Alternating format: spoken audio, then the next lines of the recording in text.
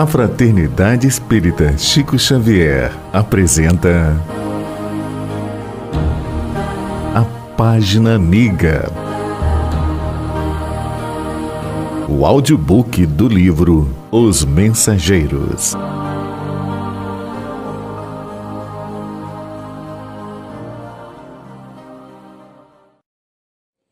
Capítulo 25.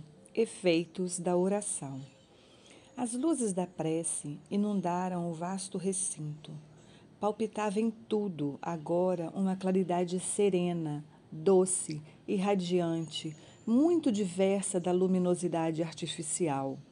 Os flocos radiosos que partiam de nós multiplicavam-se no ar, como se obedecessem a misterioso processo de segmentação, e caíam sempre sobre os corpos inanimados e enrijecidos, dando a impressão de lhes penetrarem as células mais íntimas. Eu estava boquiaberto. Não me fora permitido contemplar fenômenos dessa natureza em nosso lar. Aliás, concluí ainda não receber auxílio magnético às percepções, senão poucas horas antes da viagem. A claridade crescia e estendia-se em espetáculo prodigioso. Agora, porém, abandonáramos a atitude de recolhimento destinada à concentração de nossas próprias forças e emissão de energias vibratórias. Nossos corpos, todavia, continuavam envolvidos em vasto círculo irradiante. Prosseguindo, porém, o grande silêncio, notei que a luz da oração se fazia mais clara, mais penetrante. Comecei a ver, como no caso de Ana, que todos aqueles esqueletos misérrimos apresentavam núcleos de sombra, além das máscaras mortuárias, núcleos que se mostravam dentro de formas variadíssimas. As bolhas luminosas caíam incessantemente, mas agora, como se fossem dirigidas por uma vontade inteligente, concentravam-se quase todas sobre as frontes imóveis. Então pude observar o inaudito e inconcebível para mim.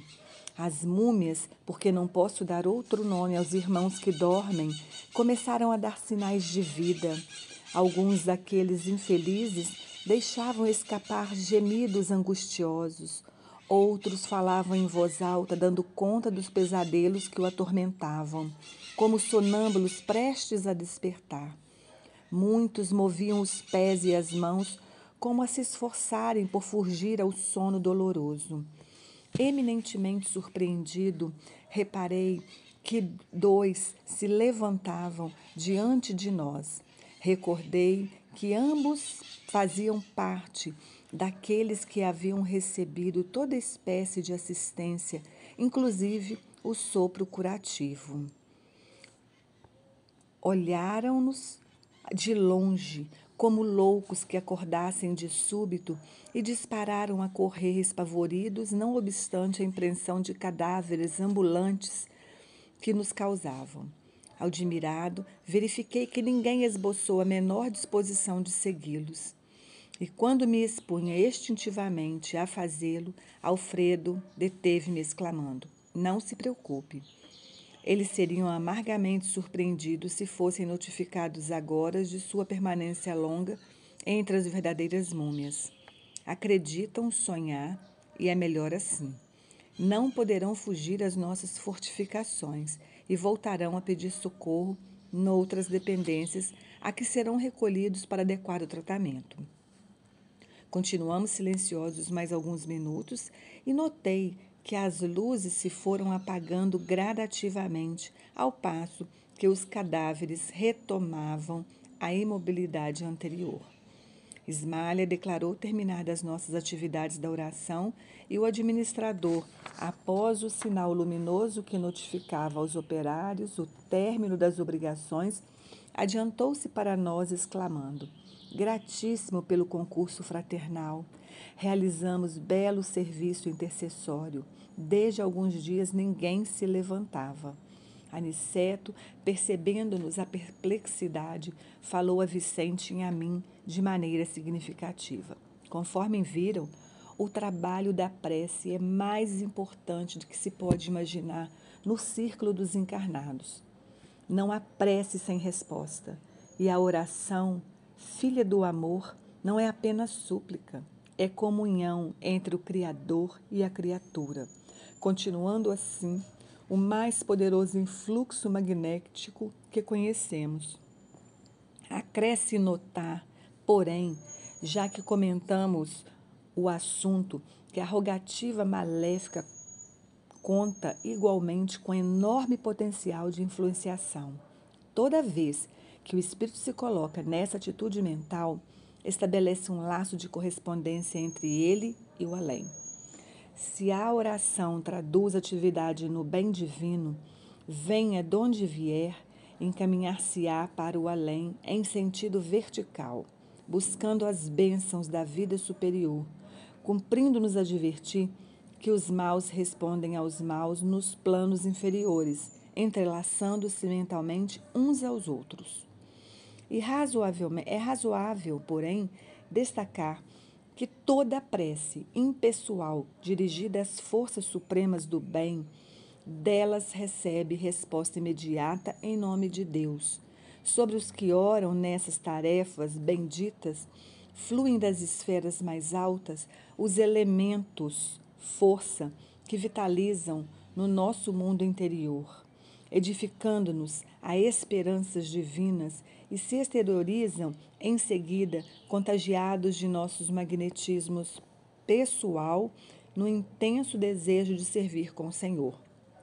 E procurando materializar o pensamento para facilitar-nos a compreensão, acentuou: viram vocês cair sobre nós os elementos a que me refiro e observaram a sua exteriorização com as luzes de cada um de nós em benefício dos irmãos que dormem e sofrem. Concedeu-nos o Altíssimo a força de auxiliar em proporções iguais para todos, mas nós a espalhamos de acordo com a nossa possibilidade de colaboração individuais. Ismália, cujos sentimentos são mais amplos e universalistas que os nossos, pôde receber com mais clareza o auxílio divino e distribuí-lo com mais abundância e eficiência. Temos aqui uma profunda lição.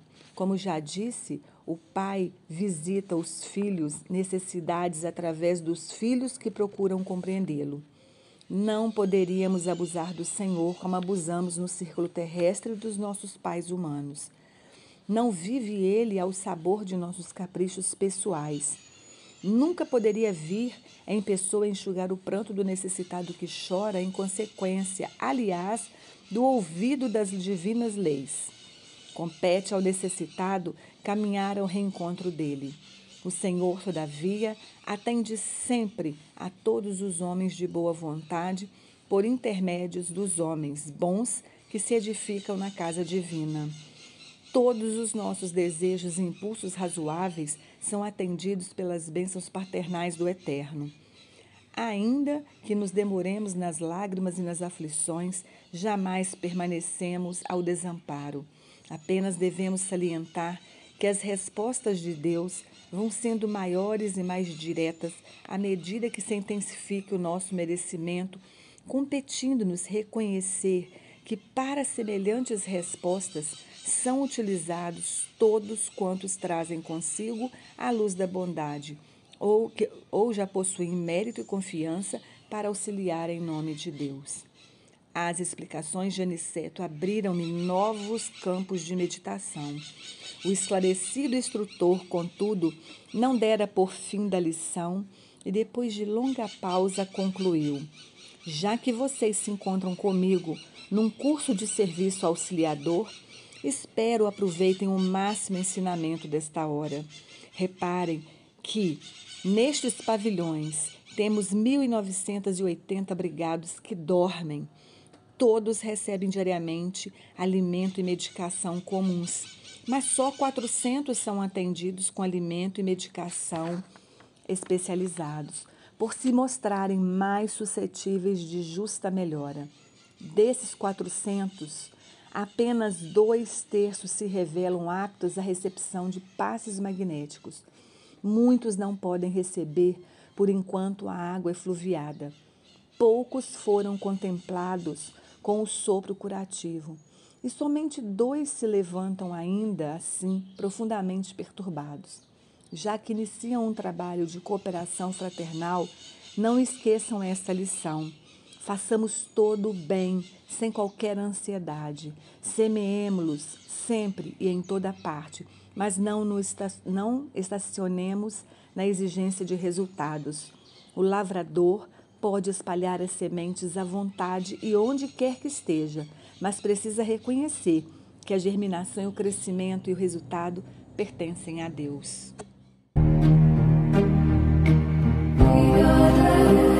Audiobook do livro Os Mensageiros. Narrativa Cristina Albuquerque.